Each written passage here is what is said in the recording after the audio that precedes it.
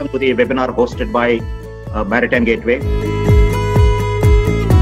Concor is our partner in bringing this webinar. They supported us.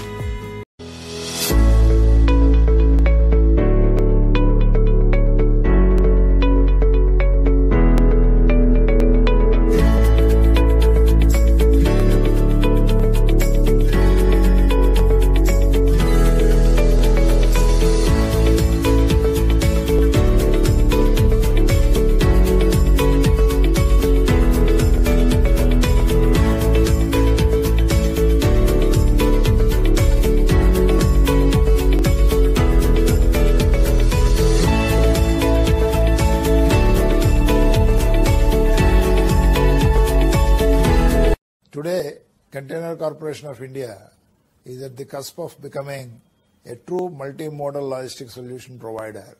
We started our journey from ICD operator, and we are very proud to be the true multimodal logistics solution provider.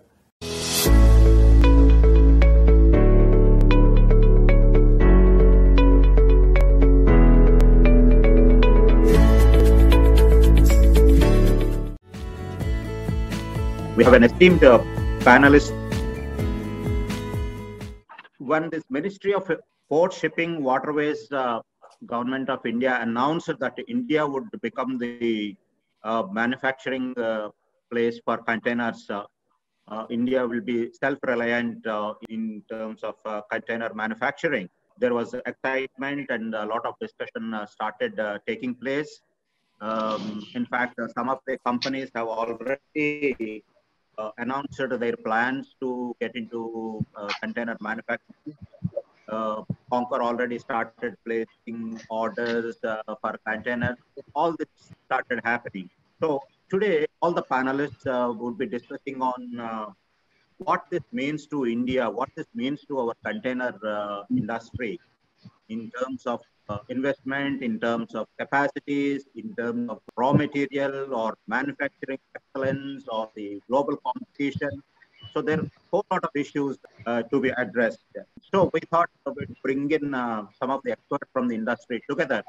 And very fortunately and honoring our request today, we have an excellent panel. We have the policymaker from the Logistics Ministry, Mr. Vikas Choubey, and we have a manufacturer from DCM, Rudra Sriram, and we have the customers, shipping line and one of the logistics sector, and we have leasing companies with us. So what can we ask for more? I mean, we would listen to all of them, and then participants can post their questions so that we will take those questions. So just to give you, I do not want to give most of the details. Usually what Maritime Gateway does in webinars, we make a presentation with a lot of status and all that, but since there are experts on panel, I will not get into that, but there are some key figures that we need to understand before getting into this. Now, everybody knows that today we are facing a major supply chain disruption and increased logistics cost as a result of the global shortage of shipping containers. But this container shortage is not only just because of the traditional problem that we face, wherein you have an imbalance of exports to imports. Due to this pandemic, we have seen port congestion where a lot of boxes got held up, which again created this issue. But another interesting factor is there seems to be a lot of online shopping happening due to the pandemic. Home improvements, furniture, work from home created infrastructure of home offices. So there is a huge demand and huge volumes of personal protective equipment, PPEs and medical supplies that started passing across the globe. This also created demand for containers.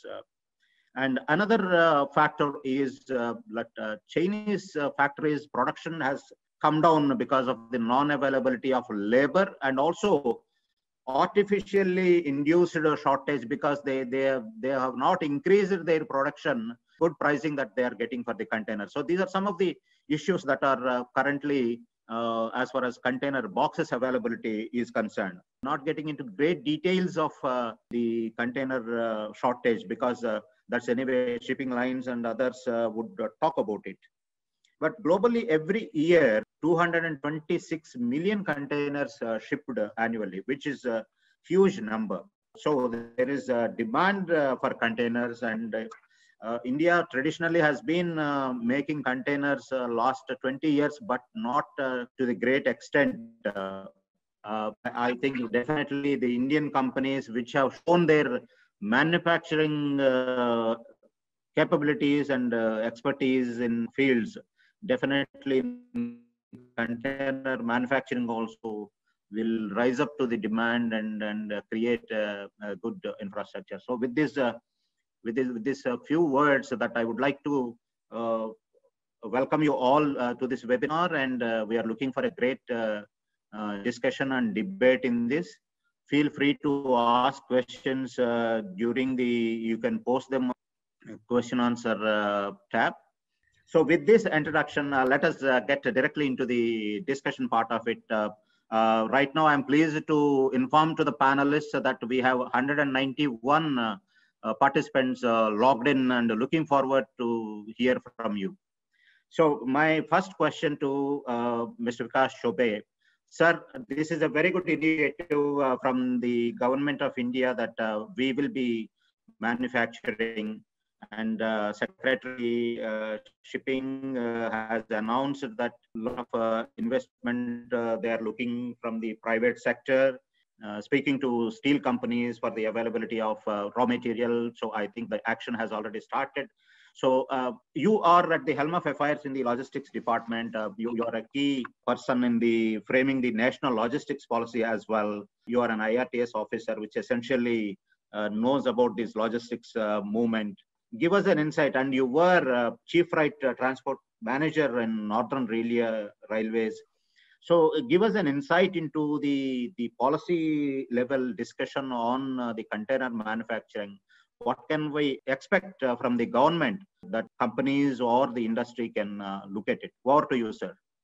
Yeah, thank you so much, Ravi. And this is such a great initiative by Maritime Gateway to organize this webinar on a topic which has been in the news for a while, and many of your panelists, we have interacted and had detailed discussions on this subject in the past 1.5 months, and exchanged understanding, and now perhaps we can say that we have a shared understanding of what is the situation, what are the constraints, what are the opportunities, and so on. And so I must compliment Maritime Gateway for this excellent initiative and for choosing this topic, which is of great concern, and which has occupied the interest of the policy making at the apex level, of the government at the apex level. So that is one. And shortage of containers, I think the core issue that we are dealing with over here is shortage of containers. I would say per se it is not a good thing to have any shortage, but there is in fact a silver lining to this problem too.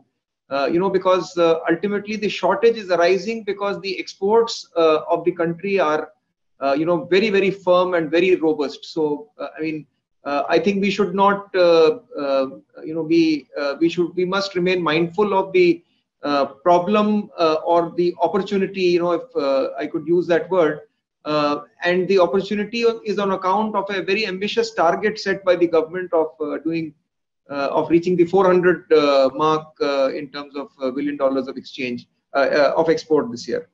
Now, in May itself, I was reading today that in May itself, we have increased. Of course, there is a base effect involved, but we have increased from last year by 67.39%. And manufacturing, gems and jewelry. So all of that, despite all the constraints that exist in the economy because of the special situation that we are going through, and I think every one of us has been through a lot, and the fact that we are meeting here today to discuss something which is not related to the immediate family concerns that we all have speaks volumes about the kind of energy and enthusiasm that this country has, and the kind of resilience that we are showing even in very adverse times. So March exports, and this is not a one-off thing, May performance. In March, we did better than previous year. Of course, we did a record level of export, and it was even better than March 19. So it is not as if that it is just the base effect. We are actually performing well in exports, and that creates a set of problems for us to solve, which we must look forward as an opportunity and dissect it and address it. Now, availability of containers can be addressed in many ways. There are, ultimately the containers move in global circuits, and we need to, look at the problem as a circulation problem and not just, immediate availability, one-time availability problem.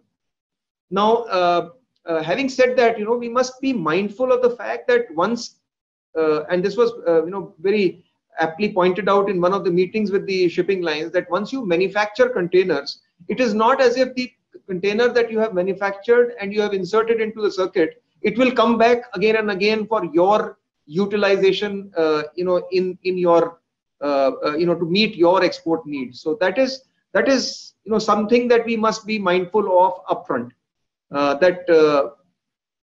It's not immediately and directly going to solve the export availability problem.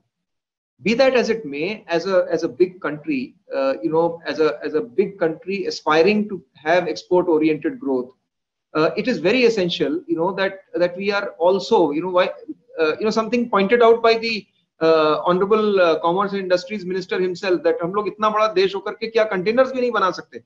So that is, the gauntlet that has been thrown by the Honorable CIM. And it has been picked up by many of the agencies which are present today over here, so that is the direction in which we are working. Besides, we have been approached by more than 2 shipping lines, saying that they have experienced in the last 1 year a situation where they are extremely dependent on a particular set of companies or a particular country for the availability of containers, and it is their experience that they need to put their eggs not just in one basket, because what they have found is that there was less than fair play, if I may put it this way, in terms of allocation of manufactured containers.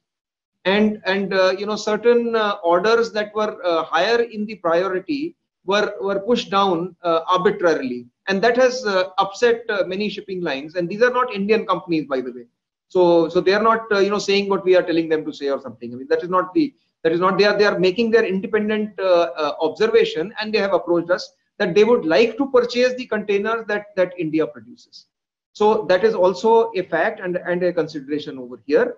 Now, why is this problem, and there are experts from the shipping industry who are, represented in the panel, and they will speak in detail about it. But the congestion at the ports created because of the delay in handling, at various ports in the world is causing this shortage. Now, since it is a shortage related to, circulation and problems in circulation, it is not a shortage which is going to remain consistently at this level for for a very huge amount of time, and we must be mindful of that, because any business assessment that we do, we will have to keep that into account. So there are opportunities, there are threats, there are so the overall situation has to be understood very well, and a very conscious decision has to be gone into towards manufacturing of containers in the country. Now, what does this kind of lack of proper circulation result in? It results in high rates, first of all, and that is the biggest grouse of the exporters in the country, that over the last 1 year or 2 years since the pandemic has come along, the the rates at which the containers were offered, they have gone up enormously. And it is we understand that it is a demand supply, but we keep on pressing Mr. Vaswani and Captain Tiwari in CSLA to keep on pressing the marine lines to see what they can do about reducing rates, and they have been cooperating very well. And there are several steps that we have taken, in coordination with the Federation of Importers, FIO and CSLA, bringing them together to see the visibility of each other, so that a better planning is possible at both ends. Repositioning of containers to meet the projected demand as far as the exporters in our country are concerned, and the exporters, looking at the pipeline of availability and taking their decisions in a more informed manner, so that they are not facing the hardships that they complain about. So now the response. So those are the effects of the shortage, and we've discussed the causes of the shortage. The inefficiencies in circulation because of the pandemic, and now the response could be multiple, and we have been taking multiple responses. As I mentioned, the coordination between CSLA and FIO, forged by the Logistics Division, Department of Commerce, has been one of them. So we have, Mr. Santosh Sinha from Container Corporation here. CONCOR has been taking several steps in the direction of, making the repositioning of empty containers because there may be surplus availability at one port because of the export-import flows, but there may be shortage at another port where the exports are required, or in the hinterland. So the training of the train movement of empty containers from the location of surplus to the location of demand has been very well facilitated, and I think Mr. Sinha will speak in detail. But I understand that from April 1, the haulage charges of empty containers from port to hinterland have been reduced by 50% by CONCOR through a discount scheme. So and several such steps have been taken both by railways and by the container corporations. Now, coming back to the problem of efficiency of movement of containers through the National Industrial Corridor Development Corporation Logistics Data Bank. This is a portal developed by NICDC, to track and trace the movement of containers in the country. Now, that portal is in a very well advanced shape, and it is possible to track the movement, and it is possible to monitor the dwell times at ports, in the hinterland, at the CFSs, ICDs, etc. The objective here is that if we are able to shave off hours and days from the time that is spent at these locations and the time taken in transportation, we will be able to improve the turnaround time, and turnaround time improvement amounts to creating more containers available. Jitne zyada fere honge, utne zyada availability hogi at the exporters end. So that is another step that the government is taking, and in all seriousness, to improve the efficiency of logistics of containers once they are inside the country. Now that is as far as the overall solution to the problem of container availability is concerned. But as I mentioned, one of the responses, and one of the important responses, is to look at what can be done about manufacturing of containers in India for strategic reasons, for reasons of demand, specifically from our country, and from the fact that we ultimately want to become an export hub. And if we want to do that, and the fact that we are actually doing well in our exports, and we must have a repertoire of responses to deal with the situation.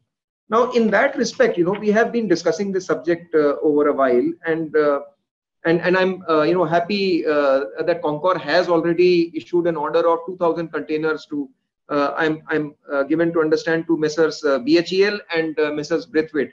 So these orders are already there, and there is a lot of action for producing containers for domestic use in the country is concerned. And I'm also given to understand that a decision has been taken, at least by CONCOR, that all the containers required for domestic use will be all ISO containers, and therefore the domestic requirement for containers in a way merges with the requirements for international containers in our country. Now that is a very very positive action, and I'm sure Mr. Sinha will talk in detail about that. The root issue, as the government understands, regarding the manufacturing of containers there are 5 or 6 key points, that we have gathered, and I would like this understanding, to be refined, in the course of interaction today as well as later with the eminent panelists present here. The number one part is that the global demand for containers is expected to be around 2 million TEUs, and this 2 million TEUs will be the demand for the current year and the next year, and this. And this is related to the developments on the pandemic front, but we are expecting that after 2 years, this will decline to about 1.5 million TEUs. And this number, we claim no authority on this number. This is the feedback that we have gained, and we would like this to be refined through more, sharing of understanding and information. The second part is that this demand is essentially being met by China. So the figures are varying. We were given to understand that in the meeting that about 75%. I was reading somewhere that the figure is around 90%. So somewhere between these two numbers is the portion of demand which is met by China, and I think somewhere by Korea as well. Now, the major cost involved in container manufacturing is the raw material. 55% is the Corten steel, the corrosion resistant, high tensile version of steel. We do not manufacture Corten steel in our country yet, but the interaction that we have had with the steel manufacturing companies is that the technology for manufacturing Corten steel is not an issue, and that we can manufacture Corten steel. However, the key issue is that in order to manufacture Corten steel, we need a minimum economic order quantity of order, which the number mentioned was 300 tons or something, but I'm not very sure about this number. And this interaction with steel industry needs to be taken forward in this direction. However, we have involved the major steel manufacturers, be it SAIL, Tata, JSW, and so on, and they are on board, and they're part of the discussions to move this forward. They have certified that the technology for manufacturing exists, but the problem with container manufacturing, the key problem that our panelists like Mr. Rudra Sriram will be would be talking about, and has been talking about, is that it is not just about manufacturing, but manufacturing at a price which is competitive in the world, because there is a circuit, there is a source at a particular country, and that is a huge big exporter, so it is utilized there and it is going into a global circuit. Now India trying to manufacture, push into that global circuit, will only be able to do so if it manufactures at a competitive price, which is good enough for us to get into the circuit. Now that price, I was given to understand that for a 20 feet 2.5 ton ISO container is around $2,800 in bulk order and around $3,100 for small orders. Now and this was of course a judgment description by one of the panelists in a discussion, that in order to be able to do that, we will require the Corten steel in India to be produced at a price which would be around 45 to 50 rupees per kg, as compared to a price of around 75 per kg, which is the typical expected price. Now that I'm not very sure if he was the person who mentioned this was how deeply he has gone into this, but at least we have a ballpark figure available with us, and perhaps some sharing of this price cut will have to be done between the container manufacturers and the steel manufacturers. But certainly, the government is very keen, and the shipping lines are, I'm given to understand, very keen that we develop facilities for container manufacturing in our country. And the fact that the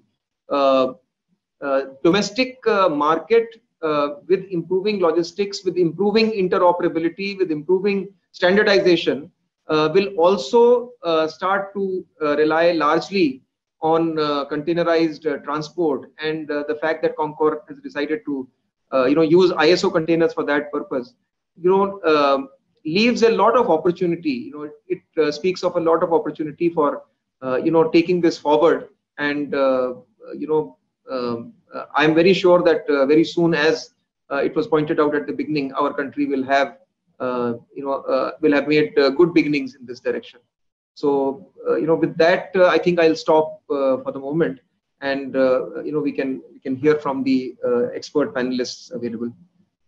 Thank you, Mr. Vikas Choubey, for your excellent opening remarks, and you have almost covered the entire gamut of issues concerning container manufacturing. Several issues which can be individually taken up by each of the panelists when they speak in detail.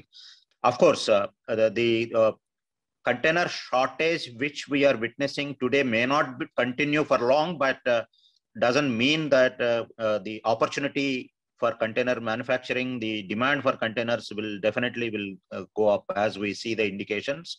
But sir, from a couple of questions in the entire this layout of container manufacturing, what can be expected from the government in terms of support, apart from the intention to encourage container manufacturing? Because as you rightly said, the manufacturers have to withstand a lot of the challenges like the availability of raw material or the pricing issues and the global competition that the monopoly that exists in the market to withstand that.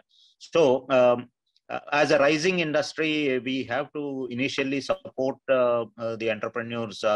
Otherwise, even though I think that is one reason that in 20 years of time, we couldn't be self-reliant in terms of container manufacturing. So can you give me a little bit, of course, the government actively, both the ministries, shipping and logistics ministries are discussing with the industry to a great extent on this. But in terms of the building the ecosystem, what can we expect from the government? So that's an excellent question, Mr. Ravi, because I mean what the government can give is going to be a function of the requirement or the wish list that we receive. It has to be first examined. What is it that the country needs to do in order to make it viable for us to produce containers or manufacture containers in our country. The range could be from reducing some, if there are any impediments to importing some raw materials. So though if there are any, those can be examined. If the production requires some sort of support for steel manufacturers, that can be examined.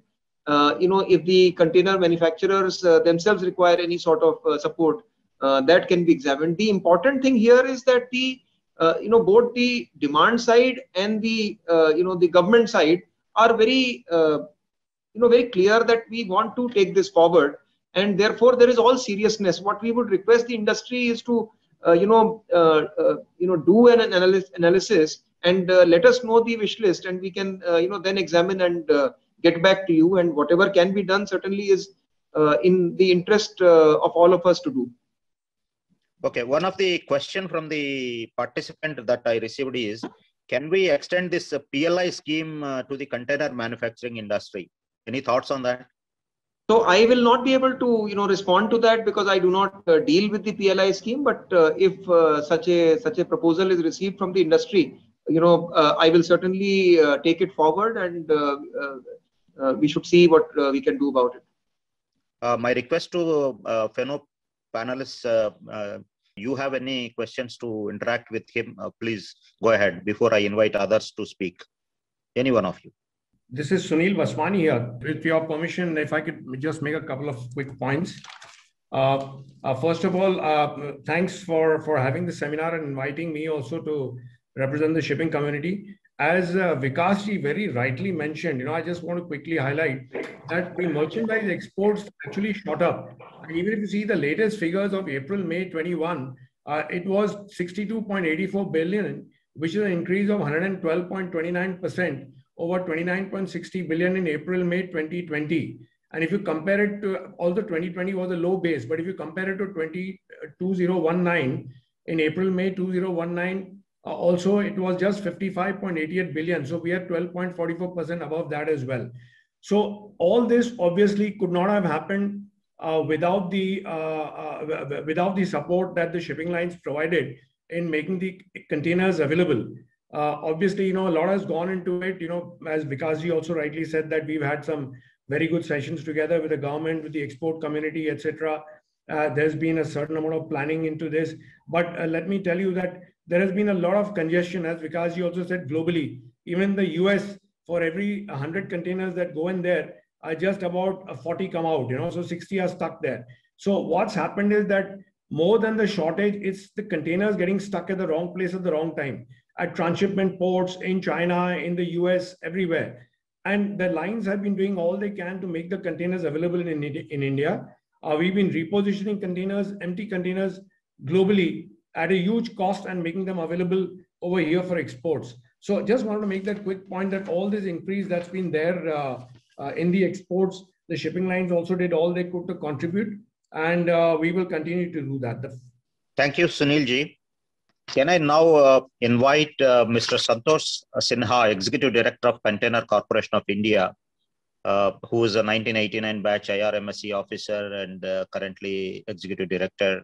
Sir, Concor is one large customer for containers for their both domestic and EXIM operations. So you are one of the agencies, one of the customers who got excited with this domestic manufacturing of containers and then started acting on that. So can you give us an insight into what is Concor thinking on these container manufacturing and already placed order, and what are the discussions that are happening now? Over to Santosh ji. Good morning to everyone, and I am thankful to Maritime Gateway for having organized this webinar. I am sure it has evinced a lot of interest, and as I see, there are about 220 participants. And in fact, I'm also thankful to Mr. Chaube, who's given an excellent insight into all the issues involved. And he has been at the forefront of meeting this shortage of container shortage. And I'm sure we'll be able to shortage in a very short time. Maybe short time means about 6 months to a year. I'll confine myself to basically two issues. One issue which Mr. Chaube said was about the 50% discount that we've given for inland transportation of empties from the port to the hinterland. And it is very heartening to see that it has got a very, very good response, to the extent that yesterday itself, there was a backlog of about 10 trains at JNPT for empties to be moved into the hinterland. So that is definitely one thing which we are sure that it will go a long way in eliminating the shortage to some extent. And you'll also be happy to know that we had initiated this step in the month of April, and it was to be valid up to end of May. But seeing the response to this initiative, we have extended this to March 31st, 2022. And this is evincing a lot of interest, and it is a step in the right direction. Coming to the specific issue of container manufacturing, you see, most of us, I am sure many of the participants here also, and Mr. Rudra Shriram also has been actively participating in them. We had a webinar in the first week of March, where we had a collage of all stakeholders, be it manufacturers, repairers, shipping lines, everybody involved as to how to go about on manufacturing containers in the country. And that webinar evoked a very good response. Further to that, we have been actually purchasing containers from China for the past 5-6 years, and in spite of having substantially reduced our eligibility criteria, unfortunately, very few Indian manufacturers have been able to meet the eligibility criteria, and they have not qualified. So this time we decided to have an EOI where we requested probable manufacturers to give their suggestions on the eligibility criteria, where both the technical eligibility criteria as well as the financial eligibility criteria. And I'm very happy that it was a tremendous response. We had nearly 60 participants, 60 potential bidders who participated and gave their ideas as to what should be the technical and financial eligibility criteria, so that Indian manufacturers can bid. And further to that, I'm happy to inform that we have last Saturday, we have floated a tender for 6,000 containers. And this is one of a kind of a tender. This is only a developmental tender. No foreign parties are allowed to participate. And the tender terms and conditions, number one, the eligibility criteria are meeting most of the bidders who have participated in the EOI. Secondly, we have kept other terms and conditions also very liberal, in the sense that in a normal regular order, we levy liquidated damages if the supplier delays in supplying. But in this case, we have done away with LD. We have also said upfront that we will be giving a minimum order of 1,000 containers each on a maximum of 6 bidders who qualify in this tender. And the only major qualification criteria is that since the containers may get used in international circuit, so we have said that it should be certified by a classification society, which is also recognized by the DG Shipping in the country. This tender, I just want to inform for the participants here, this tender closes on 14th of July 2021. And we have, as part of our liberal terms, we have in fact kept 5 months for the manufacture of prototype, design and manufacture of prototype and getting it tested. So I hope this tender will help in developing Indian manufacturers to a very large extent. This is in addition to the 2 orders that we have given to Mrs. BHEL and Mrs. Braithwaite of 1,000 containers each. So if the process goes successfully, maybe by the end of this tendering process and acquisition process, we may have about 8 manufacturers at least who are capable of manufacturing containers in the country. And the rates also, you see, we had last purchased containers about 2 years back, and the estimated rates that we've kept in the tenders are very liberal. They are over 20 to 25% more than whatever rates at which we have purchased.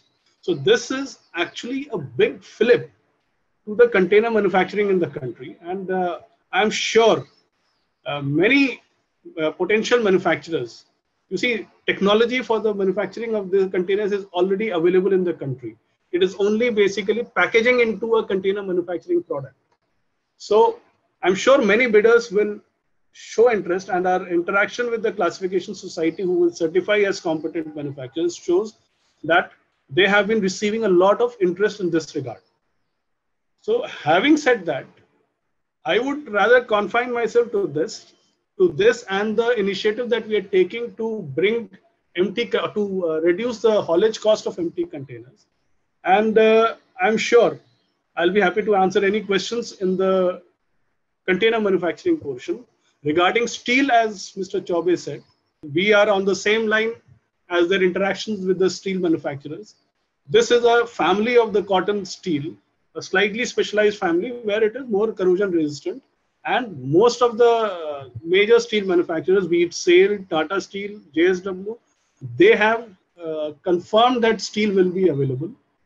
Regarding some parts which are used in the castings and all which are used, depending on the scale of usage of these castings, I'm sure we'll be able to develop Indian manufacturers. And I'm aware of some Indian manufacturers who are taking steps to actually increase supply of these parts in the country.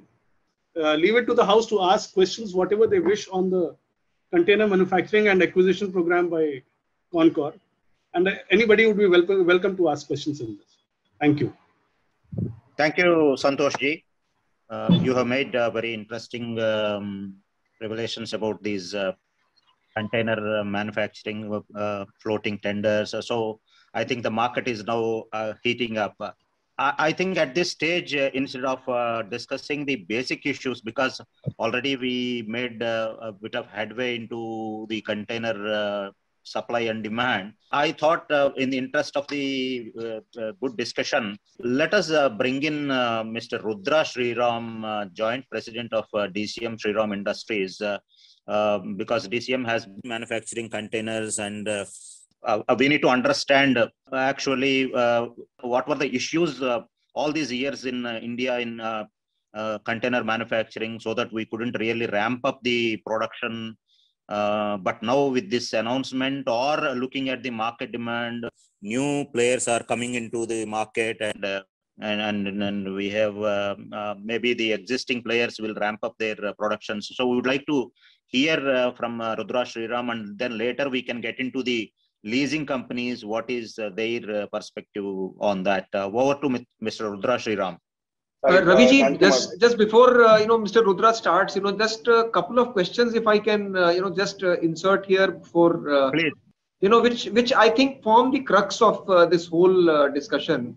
And I mentioned it briefly earlier, and I had that question for Mr. Santosh Sinha as well. What is the price at which you are targeting to receive these 6,000 containers? So, is there a base price or a reserve price or a price ceiling?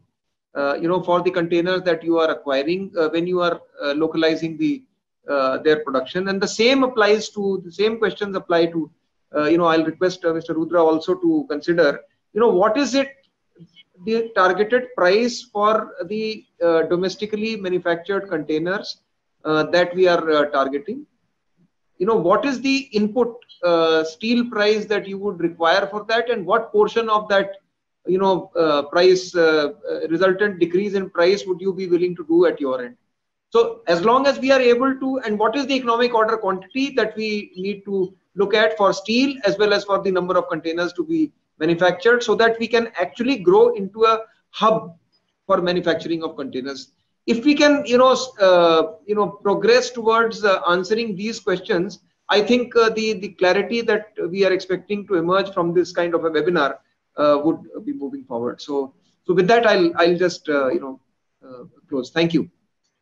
So you want me to answer right now or later? Yeah, I can answer it. The estimated price for 6,000 containers is a total of about 196 crores. And this boils down to about 2.77 lakhs per container.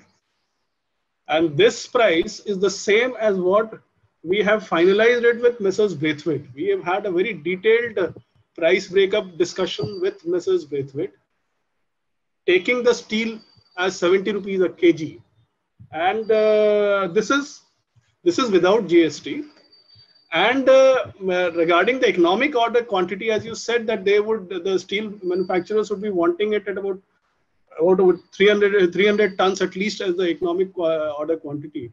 So the decision that we'll give a minimum order of 1,000 containers to one supplier, and with steel being around 2 to 2.5 tons per container, so that boils down to about 2,000 tons. So this is at least 5-6 times of the economic order quantity for any supplier. So the order of 1,000 containers is a very reasonable order. It will give you the economies of scale. But yes, any manufacturer who is wanting to come into this field should treat it as a development order. And thank you very much. I think that's a fantastic answer for the industry to listen to, and I'm sure this will excite the industry to move forward on this one. Mr. Rudra, over to you. Right. First off, good morning, everyone. Esteemed panelists, Vikasji, Santoshji, thank you so much. I think I was going to go into a presentation quickly, but I'm going to come to your question first, Vikasji, considering that you're going to be heading out. There's so many ways to answer this question. There's so many different, let's say, ways of looking at this. One is obviously the steel price, because that is the raw material, right? That is the crux of the matter by the end of it.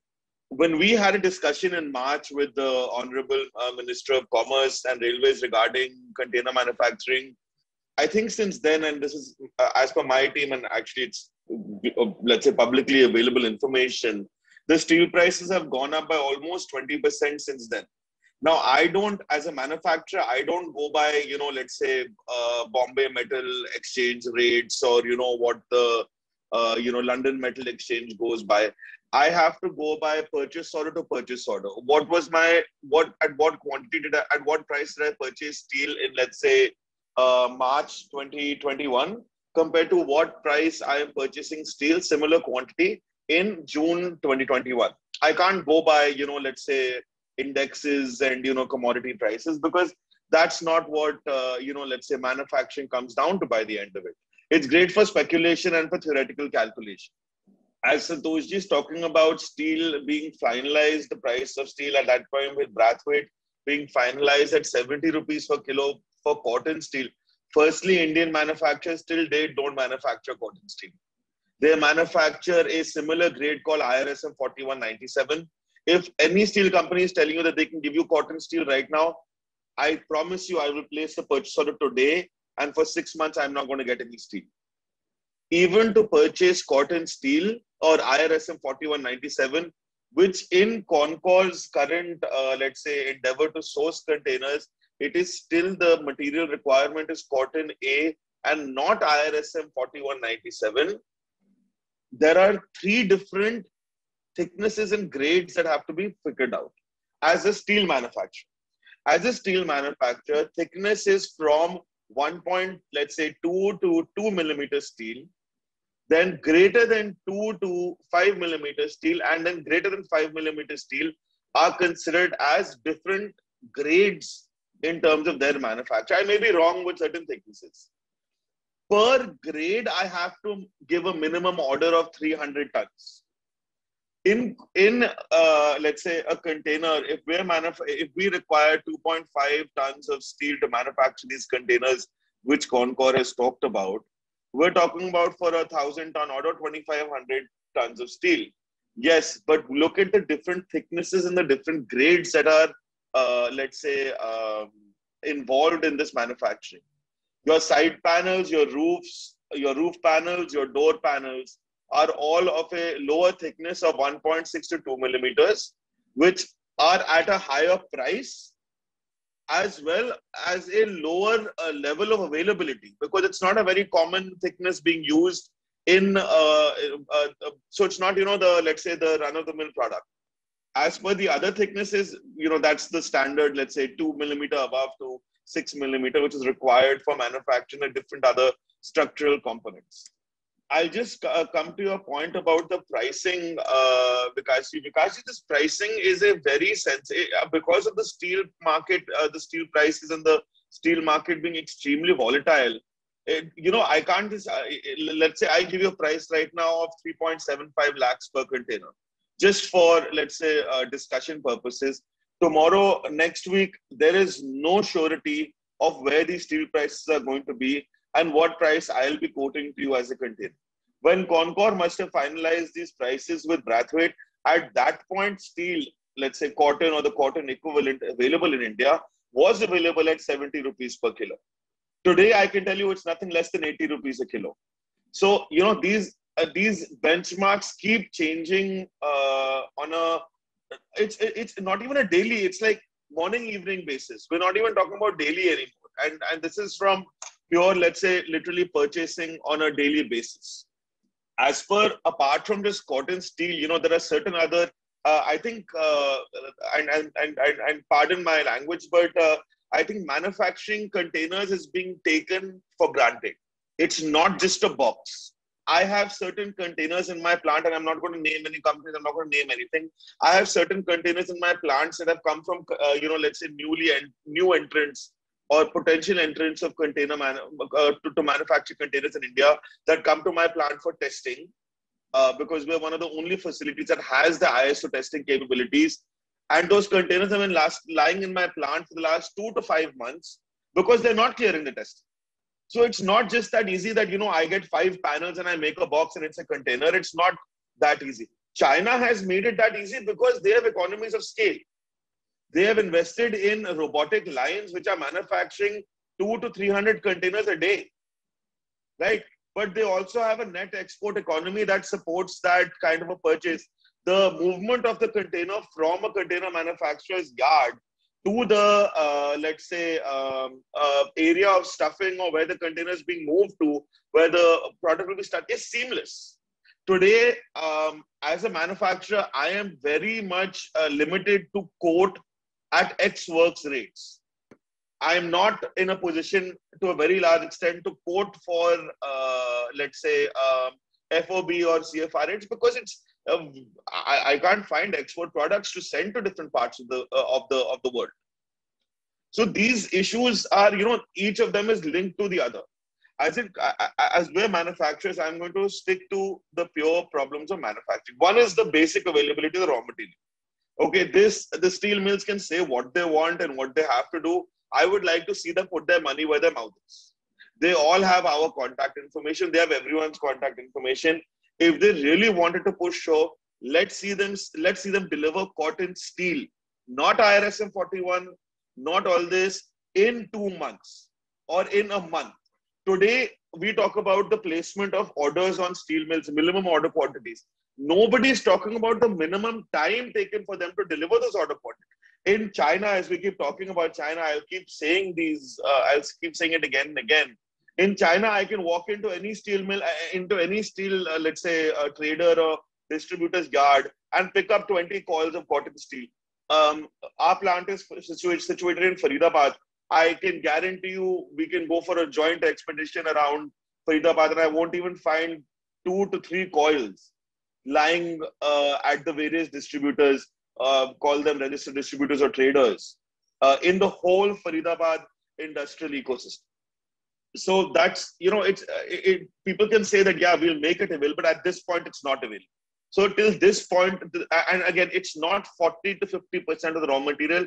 It is more than 75% of the raw material is cotton steel. It's 20 out of a 2850 kilo container, 2400 kilos is cotton steel. Add 10% scrap to that, let's say 2700 kilos is cotton steel. So it's not 40, 50%, it is way more the majority, right? When DCM Hyundai first started manufacturing containers in 93 in Chennai, we were importing all the components from Korea and China and other countries. Today, the only component that we are importing, which is again a highly crucial component, and this is credit to our team at DCM for working on this for the last few years, the only component that we are procuring from China is the corner casting. The corner casting, even though it is a very small component, it is definitely one of the most pivotal and vital components for manufacturing containers and also for the durability and ruggedness of the container. It has to be manufactured by extremely credible manufacturers. Since our conversation in March, I don't see I don't think anybody has still successfully clearly become a competent supplier of corner castings in India. Till date, and this is from the ground, from a container manufacturer's perspective, I'm telling you this. So, okay, fine. In that sense, this is one product we'll continue to import. It's okay. It will take time for this ecosystem to develop. I think we need to take some baby steps when it comes to container manufacturing, and Concor has taken a very broadly a very right move in saying that, okay, containers for indigenous requirement need to be sourced from Indian manufacturers. And I think that is the first area of fulfillment by potential container manufacturers or current and promising container manufacturers in India, is to fulfill the domestic requirement of private container train operators, of Concor, and other such organizations. Once we start seeing competence in fulfilling this requirement, becoming a global hub and a global in fulfilling, this is where the industry in our mind faltered in the early 90s, where there were over 5 to 6 manufacturers of containers in India. And this is where we feel the industry will falter again. Because you're going up against a country that has the capability of manufacturing 80% of the world's requirement. So again, I'm not trying to be a pessimist. I'm just a realist, and I want there to be a very, let's say, nascent view to be taken that take baby steps. And this is my advice to all future container manufacturers or potential entrepreneur, budding entrepreneurs who want to get into this field, try and satisfy your first the technical requirements for manufacturing container. I come back to this point, it is not just a box. China has made it become a box because they have spent a long time in research and development and have the volumes to churn it out in a very economical and fast manner. We are very far away from that. We should not even see ourselves as a competitor right now, but we should first start building our ecosystem by satiating the need of domestic inland carriers and domestic coastal carriers before we try and, let's say, go straight to leapfrogging to becoming or trying to become a potential global container manufacturing hub. So that's my point on let's say on Vikasji's questions and what Santoshji had to say about Concor's tender. Now coming to certain other raw material that we're talking about, let's talk about paint, for example. In China now, the containers that Concor is receiving or that containers that are available globally, the paint that's being used is water-based paint and waterborne paint. While we're not at that position in India to actually utilize waterborne paint. It's still a let's say very new product to our industry, and solvent-based is still where we plan on moving to. So, again, small issues which need to be taken up over time. And this will only happen when the industry sees the demand for those products in the country. Thank you, Rudraji. I think for one question of Vikasji, you have really brought up a lot of hot and challenging issues. I think we need to debate more on them. But just to remind all our panelists that we are 1 hour into this discussion and there is a lot of other issues to be discussed, and I have some close to 8-10 questions from the participants. So maybe we need to get into some kind of a very focused and rapid round of discussion. One question which I would like to take up is from Manish Puri.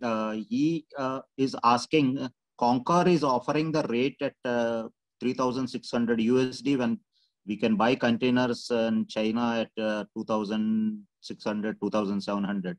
So is this price be viable? So I would like to hear from Concor, Rudra, and even Bijoy, whoever comment on that. We gave our first order to Braithwaite, and the order has been finalized in the last week of April or first week of May. And the benefit being a PSU and giving an order to another PSU was that, unlike other people, we could actually get down to the nitty-gritty of rate finalization. Each and every aspect of the rate was discussed threadbare with Braithwaite.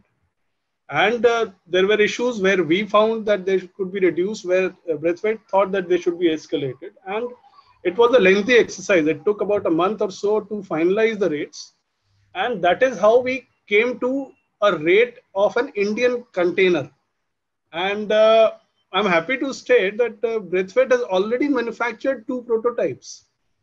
And they are sending them for testing, as Mr. Rudra Shriram also said, that they also have had some containers for testing. Obviously, right now, we are not expecting any container or a prospective container manufacturer to have testing facilities, because we would like them to invest that money only after they get the order, not before that.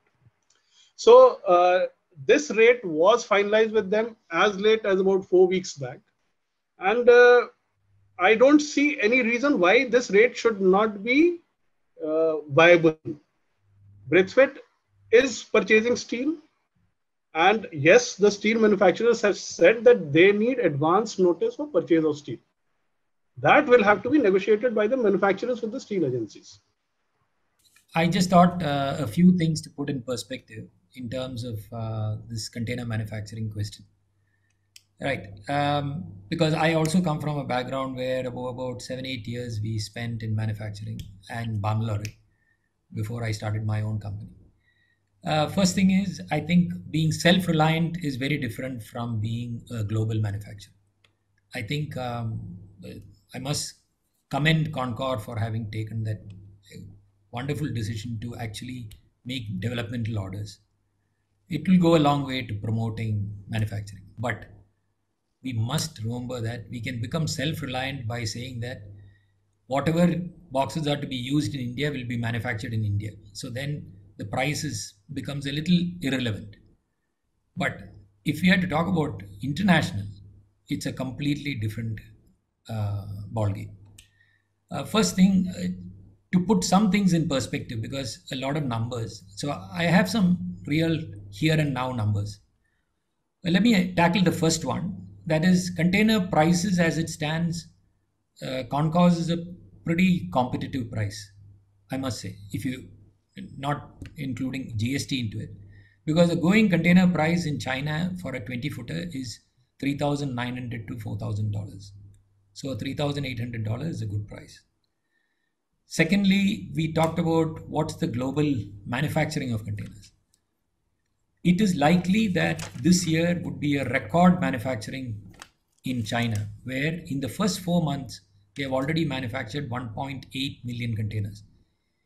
Even if we don't extrapolate that to being 3 times that, which will take it to an astronomical number of 5 million, I would say 4 million, 4.5 million or so, which is again the highest it's ever done in the history of container manufacturing. Container prices have gone up by double in the last 1.5 years. What used to be $2,000 or so, $2,000, $2,100 is pushing about $4,000. But there is also another. So if I segregate domestic and international demand separately, I would say I'm just looking at the international side of it. Container manufacturing has always followed growth in exports, not the other way around. And you have to be a significant container exporter of goods which go in container to become a competitive container manufacturer. And that's a given thing anyway. So if you look at history, it was Japan. Japan doesn't produce anything now. But that is the time when Japan was producing all kinds of goods. We knew TVs were coming from there, all kinds of electronic goods, etc. From there, it moved to South Korea, which became the hub of electronic and consumer good manufacturing. From there, it moved to a host of countries, which included Thailand, Vietnam, Indonesia, Malaysia, Taiwan, India. India was even then very, very small. But today, it's gone into China because for every box that China imports in containers, and at every stuffed box that they import of goods, they have 4 which have to go out. So clearly the demand is right there. When we look at it when we talk about it from an Indian perspective, we then need to see, do we have such a large gap in terms of import in containers and export in containers? And if we do, then in India, the next thing to look at is which location do we have it in? Clearly, that will be the western coast. It cannot go anywhere else, right? Neither Chennai nor Calcutta nor any of the other ports have that kind of. So it has to be somewhere on the west. Then the other aspect we have to keep in mind, international, is there would be the issue of where will the surpluses of the shipping lines get met from? So if you have the Dubais and the Middle East, which are again import surplus, those surpluses anyway get positioned to places like India and other places. So there are many other things we can talk about, but I thought let me just put this aspect. Rudra, what Rudra said, I just want to pick on that. Some things, of course, have changed, Rudra. Right? And I'm very happy that the one thing that has changed is there is a huge domestic demand between coastal operators, transporters probably, rail operators, etc. But what has not changed in the 25 years that I have been out of container manufacturing is cotton steel is not available still. And without that, container manufacturing will never happen in India, not for the international market, unless even Concor and the other customers decide to rewrite the specification to allow for hot rolled steel. But cotton steel has become a pretty standard thing for the last 30 years or so. Not 30, 35 years. Equally, what has not changed is the steel mills. I regressed 25 years when Rudra, you said steel mills. Steel mills are not interested in producing because they are not economically feasible. They would produce the 6 mm that you need for a corner post or a 5 mm that you need for a corner post, but the 2 and the 1, which is the major part of the container, is still not going to come. But if we were to do that, then the next thing to do is to find a China. If you just multiply 4 million containers into 1.5 tons per container, you're talking about 6 million tons of cotton steel. There you can set up 5 plants for it, right? So everything follows. So I would say export and then the rest were to follow, all this will happen. You will get corner casting. After all, India can produce corner castings. Can produce castings. Therefore, corner casting should be possible, right? Materials like floorboard and door seals. After all, if we are doing it for cars, we are doing it. I'm sure we'll be able to do it for containers, but economy of scale. Okay. I just thought I'll put these points out there. Thanks. Thank you, Bijay, for that opening up the statistics and the magnitude of the manufacturing requirement ahead. We'll come back, and I have a couple of questions for both Mr. Sunil and Mr. Rudra. But before that, I would like to invite our one more speaker, which needs to put in his comments, Captain V.K. Rajakrishnan. If you can quickly put forward your points, then we will go to the questions and some of the participants' questions. Yeah, thank you, Mr. Ramprasad. And thank you for inviting me to this meeting. And it's very interesting to hear various perspectives. And I cannot but fully support Mr. Sriram's position here. And as Bijoy has rightly said, there are a couple of points I like to make. And this is this word used, shortage. Now, I'm more inclined to call this a non-availability of containers rather than a shortage. For the simple reason that during the initial period of the blanked out sailings, we've created, or at least it was an artificially created situation where 760 sailings were blanked, trans-Pacific, and in the east-west corridors. We must understand that for every 1,000 containers China sends out eastbound, only 35 come back laden. 65 remain there as empties. So what happens if you reduce 700 sailings is you build up 700 times 65% of the capacity in North America, which is exactly what you have today. North America and Western Europe are sitting on, I would say, about maybe 8% of the world's container population. Secondly, we have about a population of 43 million containers worldwide. If we were to call a container a 15-year asset, it stands to reason that about 7%, maybe about 3.5 million containers, will actually disappear every year. And we need that kind of scale to be able to fit into the manufacturing cycle. So coming back to the first question of, do we meet local requirement or international requirement? I tend to support Bijoy's argument in that we cannot look at India by itself. If you look at the India, IS Middle East combined, which is, if you look at it, the proximity of the Asian trade, North Asia to the Middle East trade. There is a buildup every month of about 200,000 TEU, which quite logically can come into India to meet container lines demands. By the same token, to be a fungible item, I would disagree that domestic containers could be made from hot rolled steel or whatever. because all container lessors go by the premise that a domestic container and an international container in a truly intermodal network have to be freely exchangeable. The third point I'd like to make is while Concor has been very kind enough to development order and place orders with Braithwaite and the other companies, it should be borne in mind that Chinese factories, the average Chinese factory today manufactures 180,000 TEU. The largest Chinese factory today is around 1.2 million TEU a year.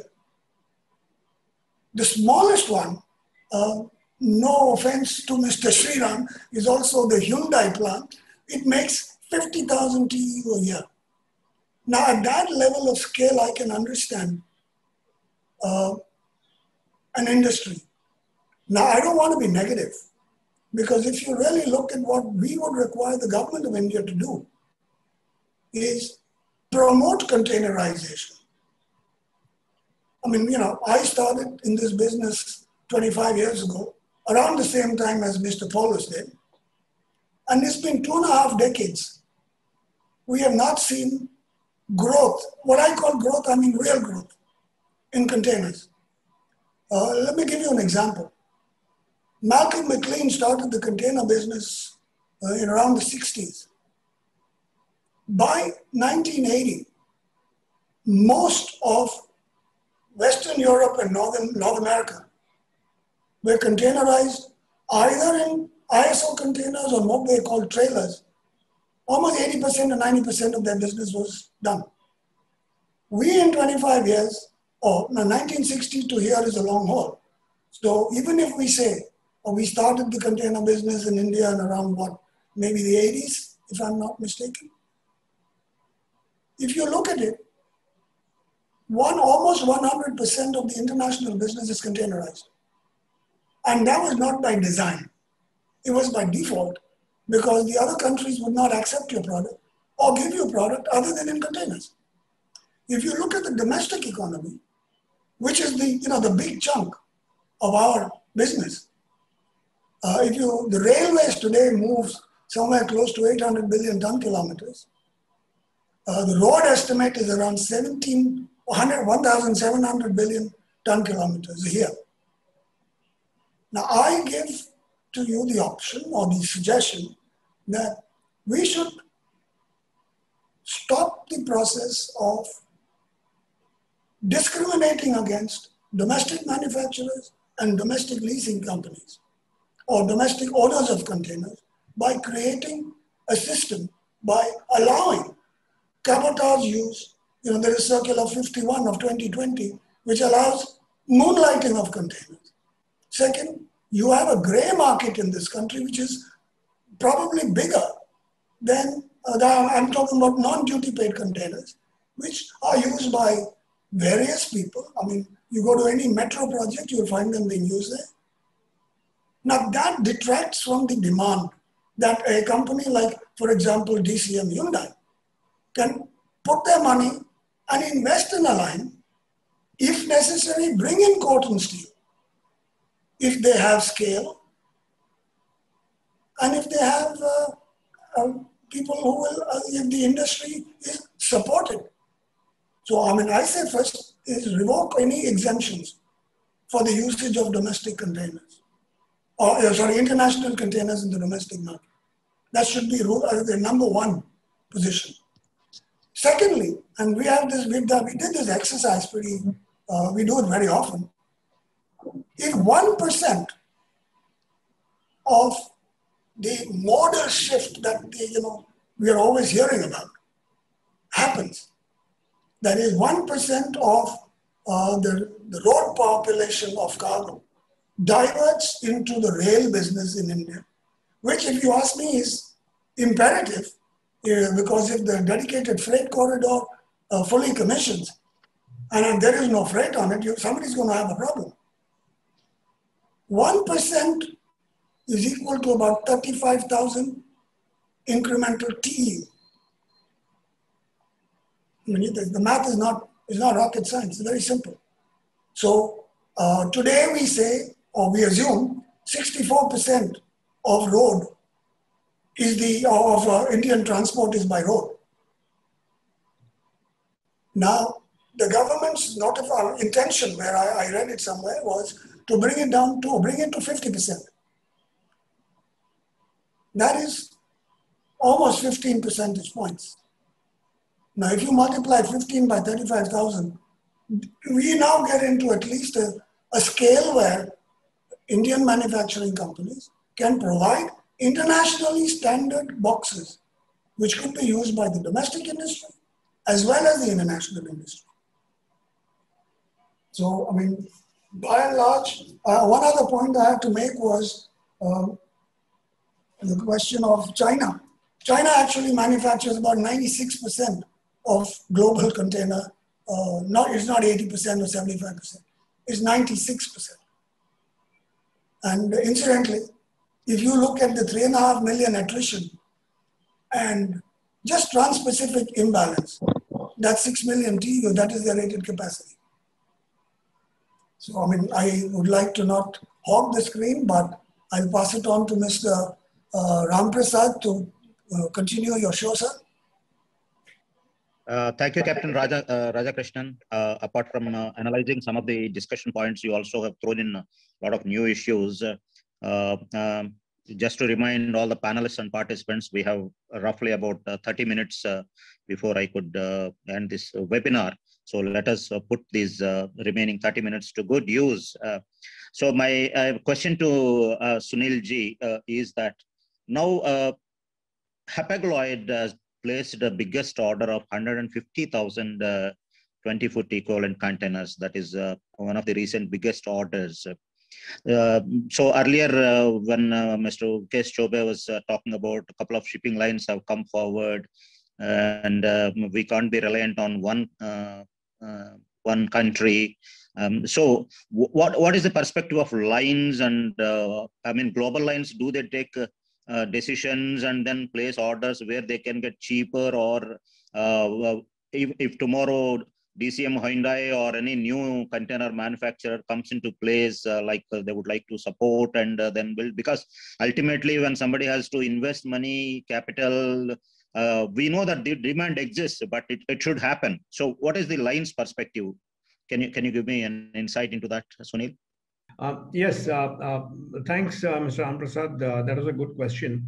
Now, as far as the lines are concerned, so far China has almost had a monopoly. 85% or even more of the global requirements are being provided by China and a little bit by South Korea. And the shipping lines, of course, we have no choice because China almost has a monopoly. Also, the prices under the current circumstances, they've been shooting up the prices, and we have no choice but to pay. So if there's another opportunity available, we wouldn't mind considering that. Or now, what one has to bear in mind is that China has been in this production game for the last couple of decades at least, and they've already recovered their capital equipment cost. They have the economies of scale with them. They have all the systems in place. Their production capacities in place. The production speed is extremely high. So all that is fine. So if India has to enter into that game, we will have to, I'm not necessarily saying exactly compete with them, but at least have to come somewhere close to them. And obviously, even the lines will not overnight change and say, okay, fine, because any new country, not for that matter, not only India, anyone else who enters obviously cannot compete directly with China and provide all the requirements. So if India has to enter, India will be a backup, as a backup provider. So of course, the major quantities will still come from China, but India will be a backup provider, and the lines will be only happy to have another option where they could also, on which they could also depend on. A couple of points also that have been made by the previous speakers, very rightly so, is what about the cost, the raw materials, the cost, etc. Because currently what happens, all the cotton steel that's required for containers is manufactured in China. And there's an import duty of about 40.8% on cotton steel. And besides that, there's an 18% GST also payable. So that so when the companies here, if they were to import cotton steel, they will have to incur those costs. So I think that's an area that the government might need to look out for. If there's any relaxation on the import duties, that could be allowed on the import of cotton steel. Number two is if the local manufacturing is going to take place from the local raw materials that are provided here, then India is also exporting a lot of iron ore, which China is using for the manufacture of their own steel. If some sort of quantity restriction, if needs to be imposed on that to encourage our local manufacturers, then that could be another area that possibly the government could look at. So these are some of the areas I think that, and of course, as I said, the lines would be happy to look at another option as a backup option, provided the price and quality is comparable to what is being provided today by China. Thank you. Thank you, Sunil. But you have put a lot of riders on your requirement. Anyway, let us see how the manufacturing industry could support this demand. My question to Rudra is, Mr. Rudra, there are a couple of questions on the innovation and automation coming into the container manufacturing, because that could be one of the issues while scaling up the operations, or when new entrants coming into the field, that a lot of automation has to burn. So what is your view on the current automation levels and how can we compete? That is one. Second, ramping up facilities. So we clearly see the demand that exists. So as a early entrant and as a manufacturer, so what is the DCM's plans to ramp up the production? If you could answer on a public forum. Yeah, no, definitely. Thanks for that question. I think it's a very pertinent question. I'm not going to talk about current automation levels because there's really not anything to comment on, because as I understand today, I think we are one of the only actual original container manufacturers even existing in the country at this point, with the Bamer Lorry's subsidiary shutting their doors, and I think even Indocon is not producing containers at this point anymore. So I won't talk about current automation levels, but I will come to automation levels. This is an extremely, let's say, critical part of the manufacturing of, or any future of manufacturing containers in India.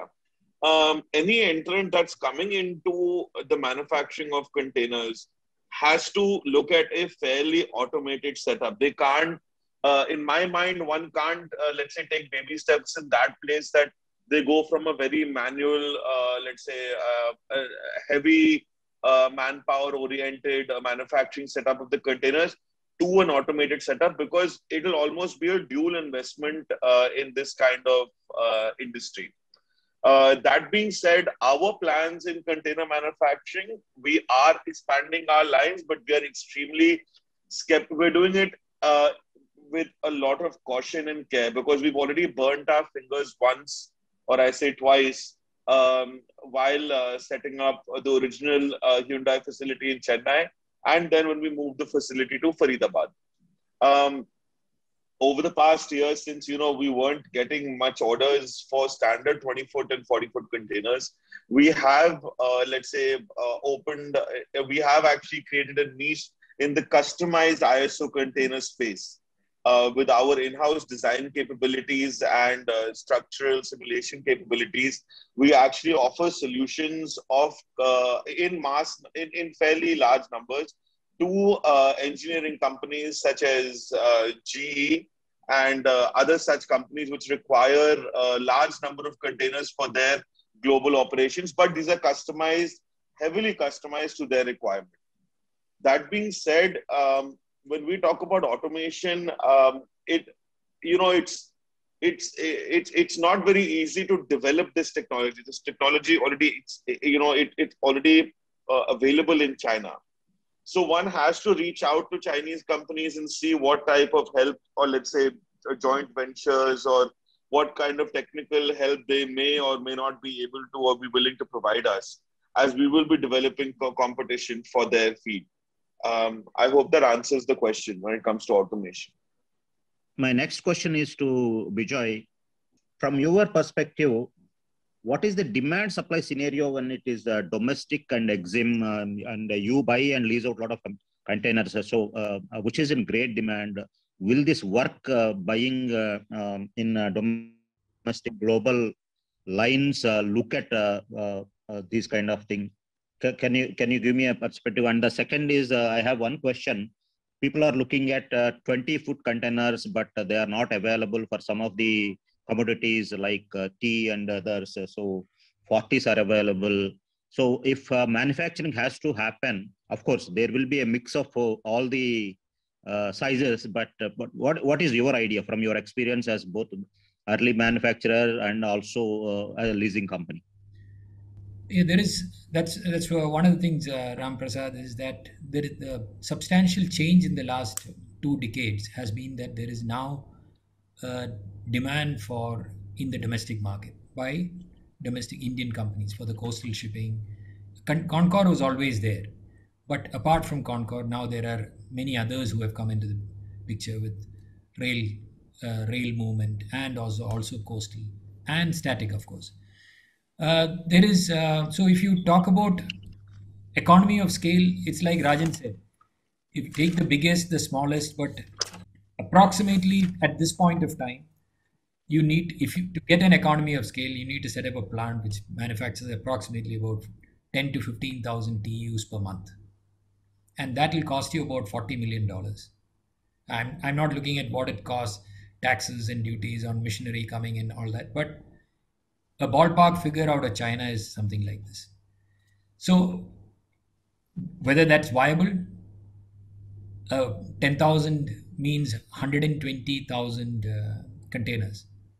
I don't think the demand for domestic has reached 120,000 at this point of time, because I totally endorse what Rajan has said. People like us who have been in the domestic container leasing have been crying hoarse that Atmanirbhar, if you want to, the first thing is to stop the booming grey market in containers. There is plenty of shipping line containers, etc. I mean, imported containers being used for domestic, over and above what is allowed as per the various circulars. So that's one aspect that one has to be looked at.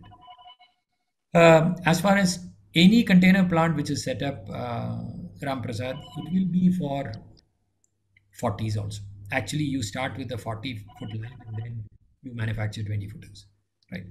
And that's a pretty standard requirement. Year to year, it changes. Just yesterday, we were looking at the numbers within the company, and we realized this year, the manufacture of 40-footers is almost equal in number, which means 2 times in TEUs is the manufacture of 40 foots as compared to 20 footers, right? So any plant which is set up will always have the capacity to produce that. I hope I've answered both your queries. Thank you, Vijay. Basically, all this boils down to we have demand, but the economies of scale, the pricing, and most importantly, the raw material availability and prices. These are some of the issues that are coming up. So continuing to my earlier question, how does government envisages handholding of this industry? Panelists can answer, list down what is expected from the government. Maybe we can send a note to both Ministry of Shipping as well as to Department of Commerce, starting from Rudra. I'll just take cue from what one of the discussions that are going on in the chats. And one is obviously the creation of a dedicated container manufacturing hub, as Bijoy sir said, on the west coast of India, where the maximum traffic of these products is there. That's obviously one of the key, movements of attracting industry to invest and start and promoting of the manufacturing of containers in India. Second would definitely be putting straight ban on importing of containers into India. I mean, I don't know. I'm not getting into the feasibility and the unfeasibility of that. But one would be that, if you want to manufacture something in a country, you stop getting it from outside and create the demand that's required to produce that, to, let's say, invest viably in manufacturing that product in a country. And secondly is make the raw material available. If these 3 points are looked after, I'm sure you will have people coming in. If you create demand, if you create the availability of the raw material, and you create an infrastructure and ecosystem, a conducive infrastructure and ecosystem to manufacture any product, you will have attraction towards investment by industry to manufacture that product. Santosh ji, sir, you were involved with a lot of these coach and locomotive manufacturing units, and you have introduced a lot of technology. Essentially, you understand the manufacturing. What is your take? Concor maybe would like to have a JV with any of the manufacturers because that hand-holding is required. And my second part of the question is, since you are a customer now to buy, what is your wish list from a manufacturer, and what are you looking at? Regarding a JV, we are yet to form any view on that. So it's too premature to think about that, especially knowing how are the manufacturers going to come up. Once that is firmed up, then only we will be able to even think about how to go about in a JV. I would rather not say my wish list. It's a very simple one. It's easy availability at a cheaper price. That is all. That is all the wish list that we have. But on a serious note, I have been to CIMC Nantong, which is perhaps the biggest facility manufacturing containers in the country. And being a mechanical engineer, also involved in sheet metal works at Kapurthala, and taken many projects like that. What struck me was that, you see, while we are talking about robotics is no longer a niche area in the country. You go to Gurgaon and any factory around supplying to Maruti, you will find 30, 40 small robots just working like that. And what struck me at Nantong was the kind of facility they have. That facility is extensive. But the technology is definitely we have in the country, both in the public sector as well as the private sector. Our manufacturing, our sheet metal companies are very competitive, and they are very well advanced technologically. In fact, I was surprised to see we have given orders to BHEL and we've given orders to Brithwit. The kind of Brithwit is, let me tell you, it is just about to break even. But the kind of facility which Brithwit is able to give for manufacturing of these containers, it is just that what is required. And it is nothing, I would say, rocket science in that.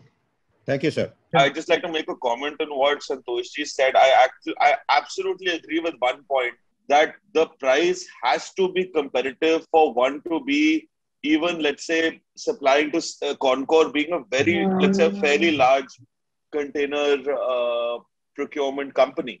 And, but the price needs to come down when there is that much demand available and those many orders available in the market, and the infrastructure is provided, or let's say created for. So I do agree with Santoshji that large numbers, availability at low prices is the way forward as well.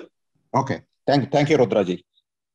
So I will start with some of the questions from the participants, and whoever can answer them, please quickly answer because we have 15 minutes left.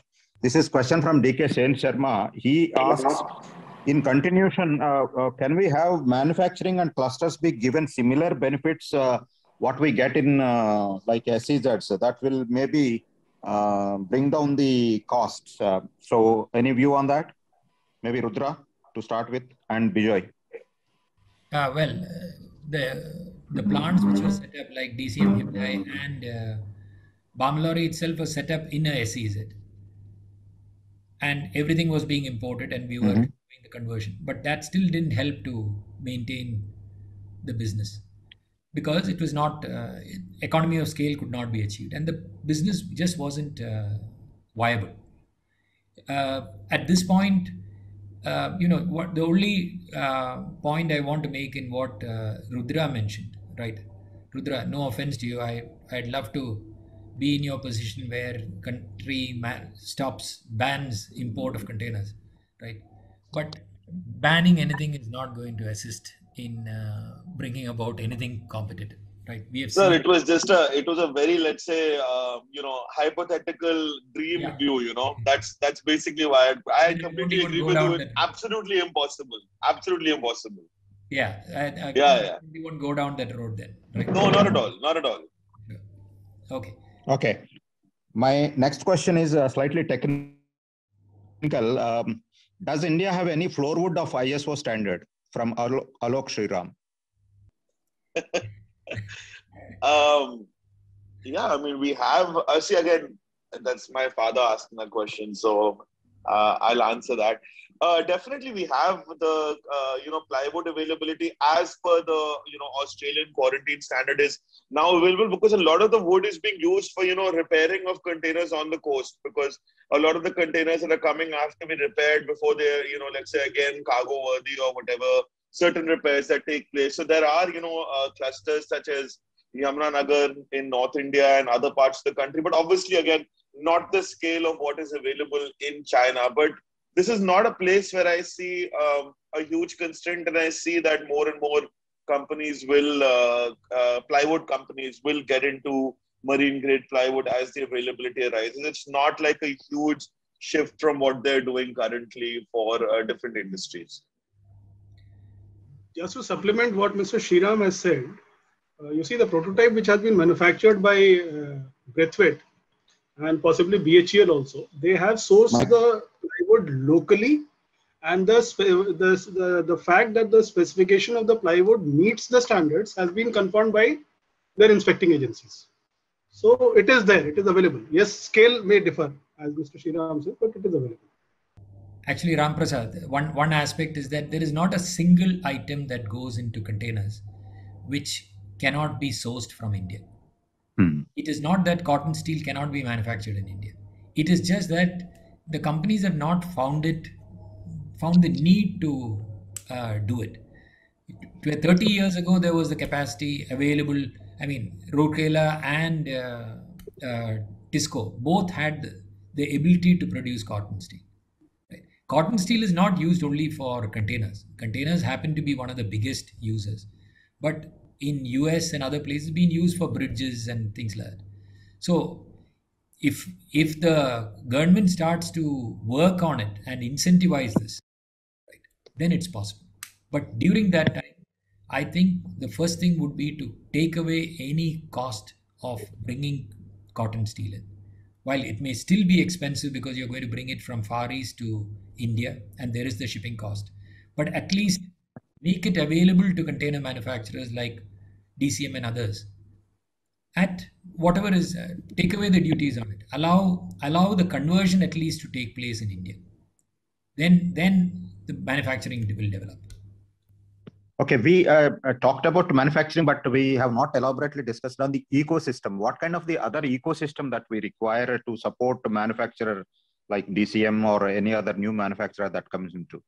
See, I think going again, as Bijoy sir and Santosh Sinha also had said, that it's not that this is rockets. The components are not rocket science. They're of a certain standard, which is the standards are easily available, let's say, on the internet as to what standard one has to meet.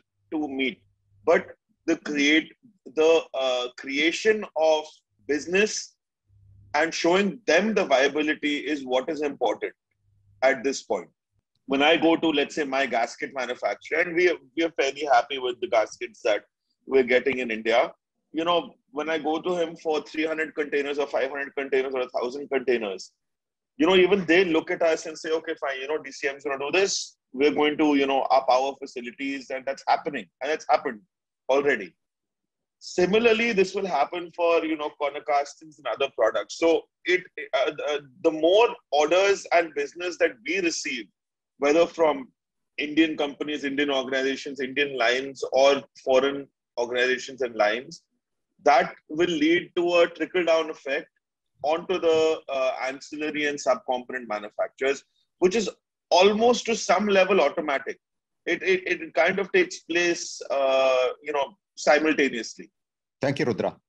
I have time for one question. This is to Sunil Vaswani. Is there a correlation between the manufacturing availability of containers more coming into the market and the freight rates, or this is just a short time spurt in the prices and it will subside later? So one of the participants is asking this question, that whether more manufacturing of containers would help in bringing down the freight rates. See, the freight rates are a dynamic situation, they keep fluctuating. All along, the global freight rates have always been stable. If you see over the last 20 years, in fact, the rates have been going down. The rates have increased only over the last 6 to 8 months. And there's been a reason for that. If you give me a couple of minutes, I can spend some time on this also. Because, we all know what happened in the pandemic. And suddenly when there was a lockdown, and the lockdown opened up, the import orders increased from Europe and the US. And those countries started importing lock, stock and barrel. China started exporting that kind of cargo because they had the volumes, and so did India. And all the containers that landed up over there started getting stuck in the ports because there was a labor shortage, trucking shortage, etc. So the containers that went in got stuck there. It's, as Captain Radhakrishnan rightly said, is not just a shortage that we're talking about, basically the non-availability. Today, there is 55% of the container fleet that is stuck either in the US, China, or transshipment ports, or on water. And that's not a healthy figure. So if the situation improves, and tomorrow the situation will surely improve, because as you have more and more countries vaccinating, and the job market, or rather the workforce opening up, coming more to work, this situation will ease out. So once that eases out, obviously there's a demand and supply situation also that takes place, and then automatically things will fall in place. Also, there has been a lot of empty repositioning of import containers that's coming into the country. That's coming in at a price, that's coming in at a huge cost. So if the natural movement of containers take place, this situation normally eases out, and then obviously the cost factor also reduces, and then of course that has a bearing on the freight rates and other things. Thank you. Thank you. Before I could conclude, I have a request to Santosh Sinhaji.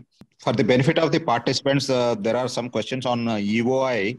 So can you give me in 1 minute what is the status of that EOI? A couple of them said they have not got any answers to the questions they have posed for the EOI. So what is the status, timeline, and how you will be responding with the people who expressed interest?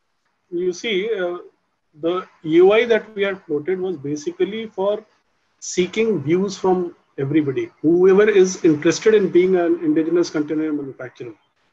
We received a very good response. And further to the EOI, whether you have participated in the EOI or not, it does not bar you from participating in the tender that we have floated on 29th of May. That tender takes into account all views, whatever have been expressed. We've tried to accommodate everything into the tender. And the tender is now out in the open domain. You can download the tender from the Tender Wizard, the standard Concord tender site. And now, earlier there was no commercial commitment which was coming. Now there is a commitment from Concord to enter into a contract. And it's a developmental tender. And again, this tender is an interactive process. Again, we have a pre-bid meeting on the 14th of June. So please participate. Whatever are your questions, download the tender, go through it. Whatever are your questions, please participate in the pre-bid conference on 14th. We'll try to accommodate, because this is a developmental tender, we'll try to accommodate as many issues as possible into the tender. We are very interested in making sure that the tender goes through. Thank you very much, sir. Ram Prasad, I'm just going to make a comment on that quickly. I think as an industry rep over here, we are highly appreciative of as to how interactive and open Concord has been in this process. So I think a lot of the questions that have been posed on the EOIs, people have not even read the document properly. And I would, as Santoshji said, please come to the EOI, come to the pre-bid meeting with your questions. For the first time, I think we are seeing a tender from Concord side or any agency side with absolute pro-Indian and pro-market, pro-domestic ideology. So we should all work on making this a successful, project, and for the future promulgation of manufacturing containers in India. Oh, that is wonderful. Thank you very much, Rudra and Santosh ji. We must compliment Concor for that. So now we come to the end of the webinar.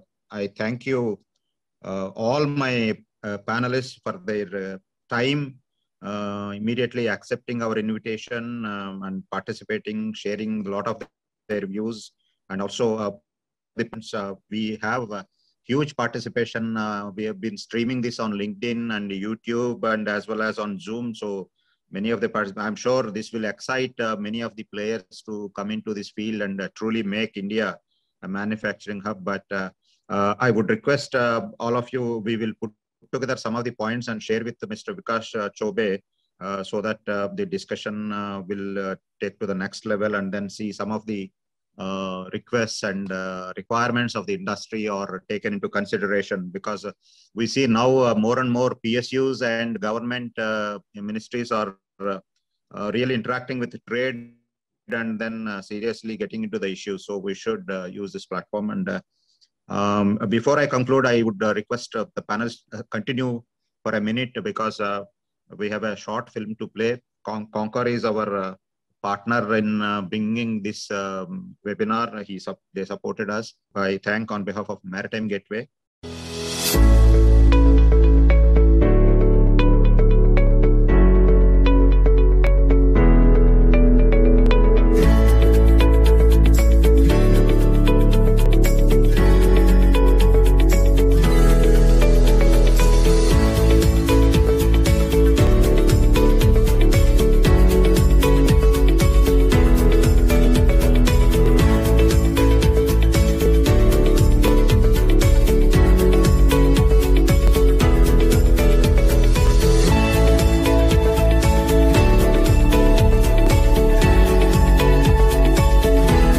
Today, Container Corporation of India is at the cusp of becoming a true multimodal logistics solution provider.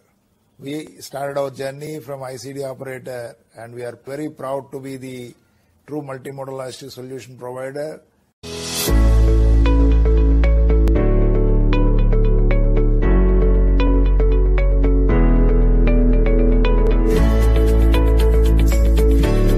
Thank you very much once again, and I wish all of you stay home, stay safe, and let us continue to be in touch for future discussions on this interesting subject. Thank you very much.